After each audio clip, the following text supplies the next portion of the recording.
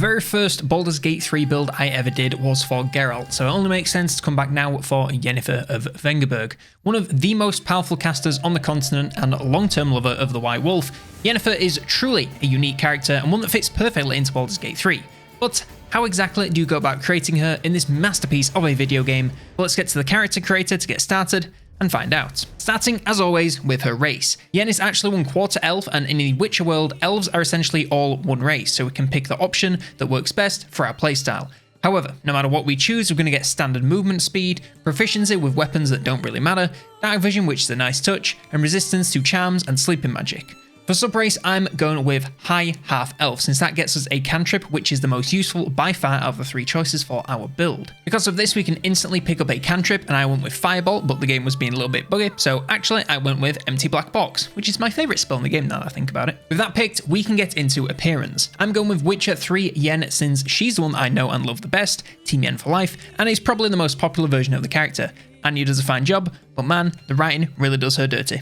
Anywho, Game Yen is quite stern but extremely beautiful, almost as pale as Geralt and with long black hair and her signature purple eyes giving away bloodline. Toss in a sprinkling of mysterious eye makeup and she's all sorted. Now, we can get back to class and I went with Sorcerer. I was a little bit torn between this and Wizard, but a couple of things sent me this way. First of all, they're literally called Sorcerers and Sorceresses in game. Secondly, her magical power does stem from her bloodline and is part of the reason she's as powerful as she is. She absolutely has done her research and is a very learned magic user, but that power does come from her blood, so sorcery is the perfect fit. With that, we can pick up 4 cantrips to get started, and I went with Friends for some use in conversation, which can be useful for the entire game, Dancing Lights to help light up darker areas for the entire party, Shocking Grasp, some melee damage should she need it, and Bone Chill for some necromantic damage and anti-heal. Her power in the lore is pretty varied, with her being able to use pretty much any kind of magic she wants, from fire to mind reading, so we do have more or less free reign when choosing her abilities. I'm going to try and stick to some themes just for fun, but if you're making your own Yen, then pretty much anything is on the table, within reason, if you want it. Anywho, we can also pick up a couple of spells to get us started, and I went with Burning Hands and Magic Missiles for tons of damage, both long and short range, and to get a fire focus lined up early.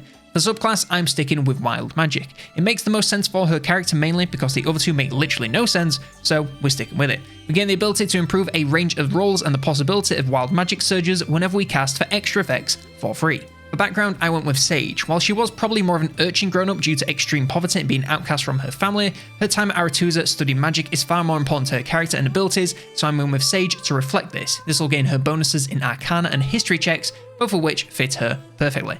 Lastly, for her abilities, Charisma is the most important for sorcerers, and it just happens to fit Yen pretty well too, so it's a win-win with 17 right out the gate. Aside from that, I'm going 8 Strength since she wants to avoid melee all time, so she doesn't really need it, 13 Dex for a little bit of bonus to her evasion, 12 Constitution for a tiny bit more tankiness to keep her alive, 14 Intelligence since she should be extremely smart and well read, and 12 Wisdom for some extra perception. For skill proficiencies, I went with Persuasion and Deception.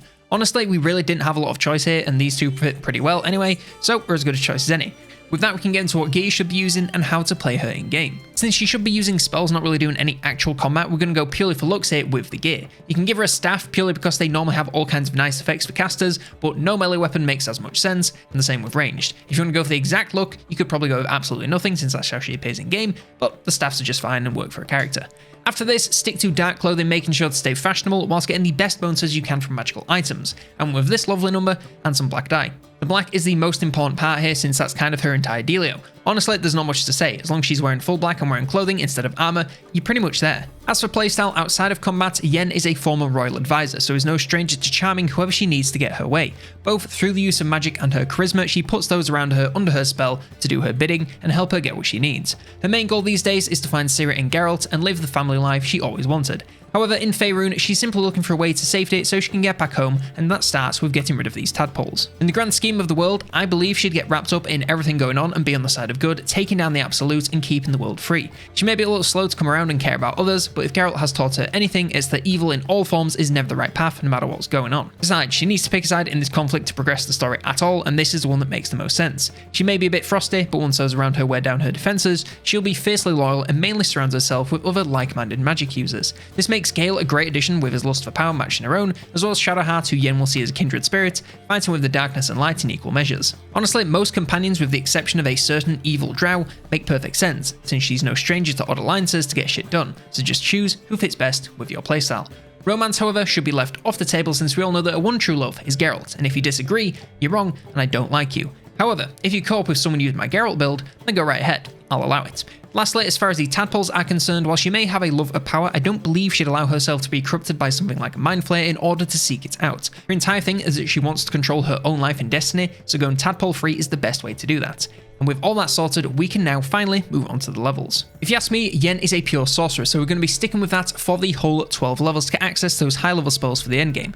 So, level 2 we gain a level 1 spell slot and a new spell to go with it, and with Witchbolt some extra damage. We also pick up our first 2 sorcery points. These are earned by spending spell slots and can be spent on unlocking spell slots and certain actions. Actions which we unlock 2 of right out the gate. I went with Distant to give us more range, and Twin to allow tag to more enemies at once, effectively increasing cast per turn. Level 3 we gain another level 1 spell slot, our first level 2 and a new spell to go with it. I went with Detect Force for some non-combat use, and it's one of the spells that we've actually seen her use fairly often. We also pick up 1 more sorcery point and another passive. I went with Quicken for more actions per turn when needed. At level 4 we grab another level 2 spell slot and a new spell. I chose Misty Step for some added mobility, which is never not useful for mages. We also gain 1 more sorcery point and a free cantrip. I chose Mage Hand for some utility both in and out of combat. We also grab our first feat, and Warcaster is an obvious choice. Better concentration and Shocking Grasp as a reaction are both great for the build and fit perfectly. Level 5 we gain our first level 3 spell slot and a new spell. I went with Fireball because obviously it also fits in with the 5 focus I'm slowly building up for the damage. We also gain 1 more sorcery point. Level 6 it's yet another level 3 spell slot and a new spell. This time I went with Lightning Bolt for a little bit more damage in a straight line. We also pick up 1 more sorcery point, and the Bend Look actions give a target a bonus on certain rolls at the cost of our sorcery points.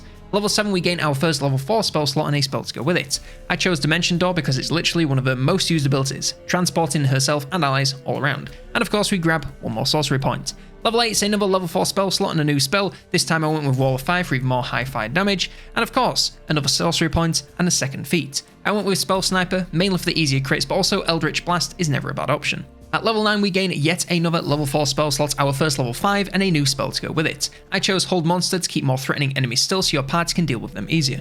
And of course, another sorcery point. Level 10 is another level 5 spell slot, sorcery point and a free cantrip. I went for the Acid Splash cantrip for some anti-armor damage, Stone Skin for the new spell for some defensive power to aid allies, and for the new sorcery passive I chose Soul to counter any silencers we come across. At level 11 we pick our first level 6 spell slot and a spell to go with it. I chose Globe of Invulnerability for even more defense, and it's similar to something we've seen her do in game.